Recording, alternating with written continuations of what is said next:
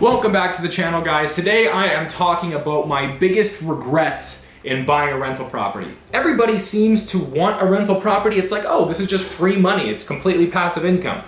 There's a lot more to it. And before I get into it, I just want to say thank you guys so much for the support on the channel. And for every person, I thought I'd be generous, who subscribes to this channel, I will be sending you your very own rental property. So make sure to hit subscribe below, hit that like button if you want to hear more about rental properties or get your very own courtesy of me. But anyways, I want to talk today, like I said, about how rental property and this whole idea of building passive income using it really is a great thing, okay? I shouldn't get all up in a fit about this. Rental properties are a fantastic way for young people to get a levered, concentrated return. And let me break that down a little bit.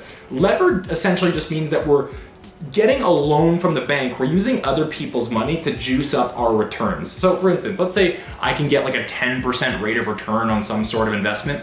But what happens if I only have to put up half the money, right? If I can get a 10% rate of return on $100,000, that's $10,000. But if I only have to put up half the money, if I only have to put up $50,000 and the bank puts up the other $50,000, now my return of $10,000 just became 20%. That's what I mean by leveraged returns. Using debt, using money, using leverage from someone else to amplify our returns. And as a young person, what you want to do to really generate wealth is to lever yourself and concentrate yourself and really, I don't want to say it because I shouldn't say this as a financial advisor, but to create wealth, you want to take concentrated risky bets while you can afford to take those risks. And don't go ahead and do moronic things that are going to absolutely blow your savings account. But I think it was Warren Buffett or Bill Gates or one of these guys, I don't even remember anymore. But the quote essentially goes, to build wealth, you need to concentrate. And then to keep your wealth, you need to diversify. So diversification and concentration are two different things. Putting your money in all these different baskets, that's going to keep the money safe and grow it over time. But if you want to create wealth fast, you have to concentrate in one or two big things and hope that they do well. There's a lot more risk involved there, but that's how you get to that wealthy point in the first place. Anyways, that is why real estate is so cool. It is the most easily accessible way to leverage your wealth, to grow it faster, especially as a young person. And I even say this from experience. Like if I look at my own net worth statement, one of the biggest chunks of my net worth, I actually have a video up on my channel talking about my $150,000 investment portfolio. A huge chunk of what my net worth is comes from $100,000 in equity that I have in a rental property. And it's like, I'm 25. Do I deserve to have $100,000 in equity in something? Probably not, but that property kind of did it for me as the housing prices in my area rose and I put some work into the property. With that being said, this has not been a smooth ride whatsoever. Buying a rental property really just showed me how immature I was in terms of like being on time to report my bills, paying things on time, realizing that you have to go check on the property to make sure that people aren't smoking heroin in it, etc. And that's probably where I would like to start in terms of my biggest regrets buying rental property is it's so simple, and it's one of these things, finance is like this a lot, right? We know what the answer is, we know what we need to do, but it's difficult. It's simple, but it's not easy. And the perfect way I would explain this is if you own a rental property and the cash is coming in every month on time, it's very easy to just kind of say, oh, everything's fine there. Everything's okay. You can kind of willfully, blindly turn your eyes away from the whole property and what might be going on there because rent's coming in on time and it feels like everything is just running according to plan.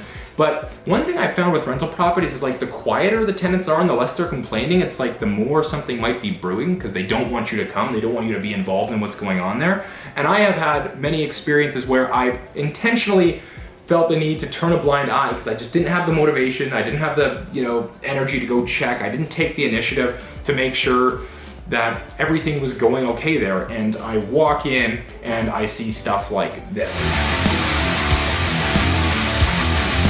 And people had essentially trashed my property and they had always been paying on time until all of a sudden they didn't. I go to check in on it and now there's like demonic paintings on my walls and needles all over the ground. And it was absolutely a sight to see. That was a crazy experience for me. So one of the things that is easy to do when you have a passive income stream like a rental property is to start treating it as if it's just this machine you don't have to take care of. But like everything, like any machine, it starts to break over time. And one of the things that I didn't realize going in is that a rental property is a machine that's always in need of repair. And it's not as if you get to set it and forget it and earn your check. There's always going to be some problem that you have to revisit, something that you have to fix. And that's one of the things that, you hear all the real estate promises and you think, oh, once I get enough of these, life will just be fine and my problems will be solved and I won't have to worry about money.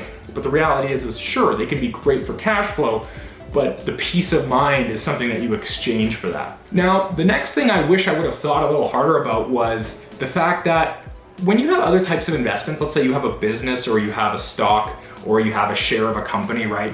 What happens is when those pay dividends or when they retain their earnings or when your business does more sales, that money stays in the business to be reinvested and compounded.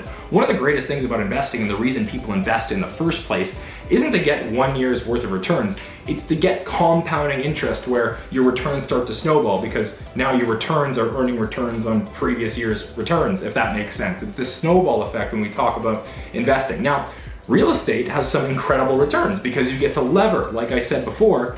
You know, I think my rental property right now, the cash on cash return is somewhere near 18%. That's fantastic. The problem is that if you don't take every single rental profit you make from the property and reinvest it into either improving the property or buying a new one, it doesn't compound, right? And one thing to understand is if you're investing, you would way rather have a lifetime of mediocre returns, average returns, than 3 years of really great returns, because a lifetime compounds more than 3 years of really, really good returns. Even though they were great, there just isn't enough time for them to grow on each other. This is the whole dilemma with rentals, right? You have all this money coming in, but that can easily just go towards funding your lifestyle expenses. You can take that extra $500 a month you're earning now because of the rental, and you can just, take an extra vacation here and there, or increase the price of your car that you're buying, or spend more time out with your friends, doing insane things, blowing money on stuff you'll never remember. Unless you're taking the money that you're profiting from a rental and putting it into other investments or back into other rental properties, it doesn't compound. And this is something that it really took me a year of financial statements to realize and think, I should be managing the cash flow quite a bit better. And one of the things that a lot of people I know who are involved in rental real estate do really well that I certainly don't is the idea of leveraging the equity in your property to finance other investments. So for instance, if you have a rental property that is worth $300,000 and the outstanding mortgage on it is $200,000, that means there's $100,000 there of equity that is your money.